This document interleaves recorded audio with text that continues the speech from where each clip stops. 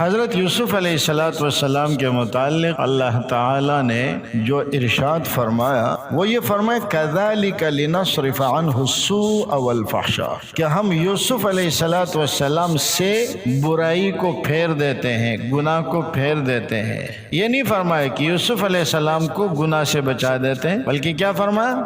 گناہ کو یوسف علیہ السلام سے بچا لیا۔ دونوں میں فرق ہے۔ ہم لوگ گناہ سے بچتے ہیں اور گناہ انبیاء سے بچتا ہے۔ رسول اللہ صلی اللہ علیہ وسلم کے دو شانوں کے درمیان جو مہر نبوت لگی ہوئی تھی، تو اس کی وجہ کیا تھی؟ اس جگہ کو کیوں منتخب کیا؟ اس لیے منتخب کیا کہ شیطان وسوسہ یہاں سے بیٹھ کے ڈالتا ہے، جیسے ہاتھی کا ایک سونڈ ہوتا ہے نا، یا جیسے مچھر کا ہوتا ہے، یہاں بیٹھ کے وہ اپنے سونڈ کے ذریعے دو شانوں کے درمیان بیٹھ کے مہر لگاتا ہے، وہ گناہ کا وسوسہ ڈالتا ہے۔ تو پیغمبر علیہ السلام کے دو شانوں کے